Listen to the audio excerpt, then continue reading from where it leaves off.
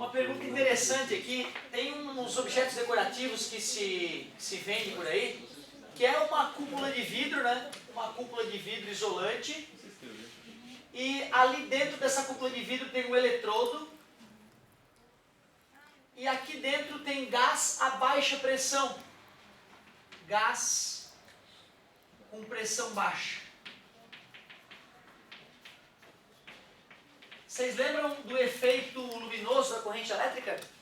Quando um gás a baixa pressão é percorrido por uma corrente elétrica, ele brilha. Tá aí.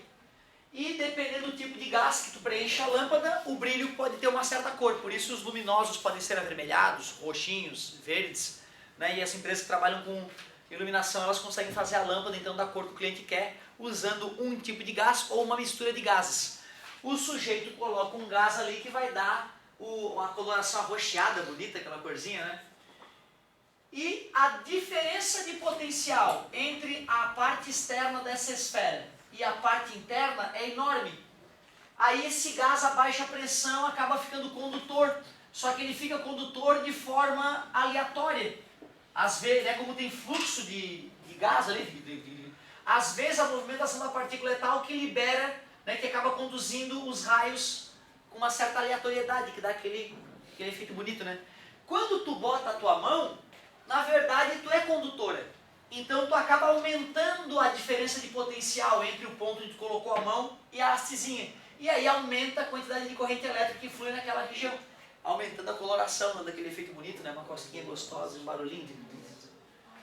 Na luz também não é assim? Tipo, diz na apostila que é daquela luz incandescente, sabe?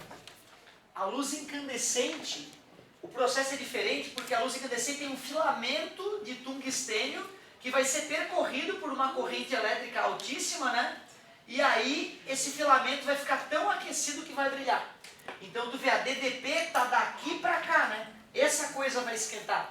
E aqui eu tenho o argônio, esse argônio não ajuda a fazer o brilho vem do filamento. O argônio aqui é o gás nobre que não vai permitir que o filamento tungstênio oxide.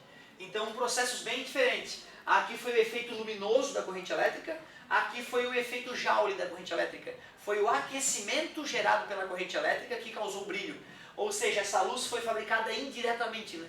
Aquela ali foi diretamente. Essa lâmpada brilha porque a gente jogou uma DDP num gás a baixa pressão e o gás, por estar sendo percorrido por corrente elétrica, brilhou. É digamos que é um efeito direto da corrente elétrica. E por isso que ela gera mais luz e menos calor e, portanto, é mais econômica do que a lâmpada incandescente satânica. Essa aqui gera um monte de infravermelho. Boa parte da grana que tu paga para ela não está iluminando, está esquentando o teu ambiente. E então por isso que não faz sentido.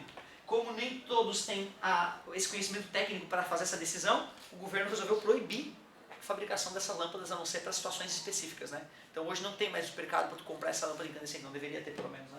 Essa lâmpadazinha, porque ela consome muita energia para pouca iluminação. As de LED mesmo, putz, tô trocando todas as frias que já eram econômicas, né, por de LED. Algumas lâmpadas ficam 4 vezes mais econômicas em relação às que já eram econômicas. Então tu imagina, em poucos meses de utilização da lâmpada, tu paga o valor dela.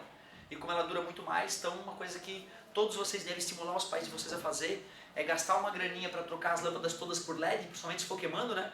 Procurar uma promoção boa, que tu bota uma lâmpada com uma potência muito menor, que brilha tão bem ou mais do que as lâmpadas atuais. É uma bela maneira de economizar energia elétrica, que está tão caro, né? Certo, meus queridos?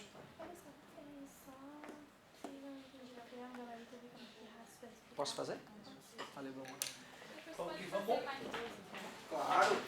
Então, olha só. Física 5C,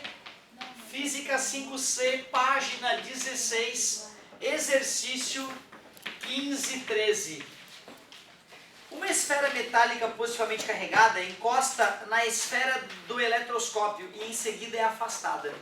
Qual das seguintes alternativas melhor representa a configuração das folhas do eletroscópio e suas cargas depois que isso acontece? Eletroscópio, então, é um elemento condutor com 2 folhas metálicas condutoras móveis.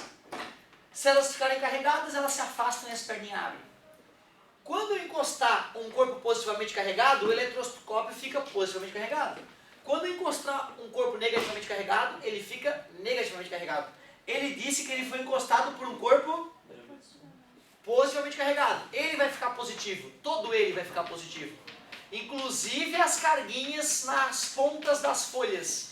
E já que os iguais se repelem, as folhinhas se afastam um pouquinho, já que elas estão positivamente carregadas. Todo o eletroscópio fica positivamente carregado. Professor, mas tipo, tem um outro exercício ali embaixo, só rapidinho de falar. Sim, sim.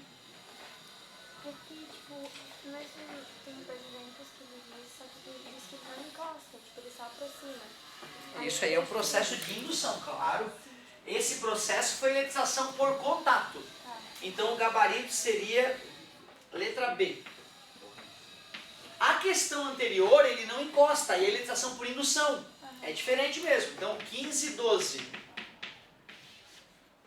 Uma esfera metálica positivamente carregada é aproximada sem encostar da esfera do eletroscópio. Se eu aproximo uma esfera positiva, ela atrai elétrons, certo?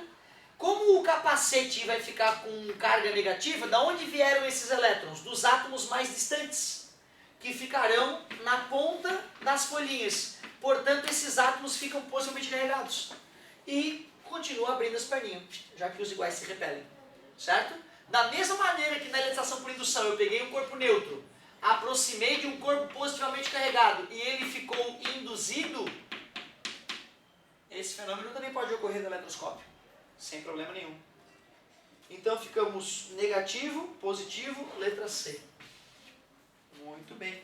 Então, né, a teoria é bem simplesinha e é assim que eu posso cobrar a questão de eletroscópio, essas duas formas clássicas de cobrar. Ótima pedida. Muito bem. A 14 e 12. Deixa eu ver, eu tenho a minha ali, né, só para não destruir a apostila. 14 e 12.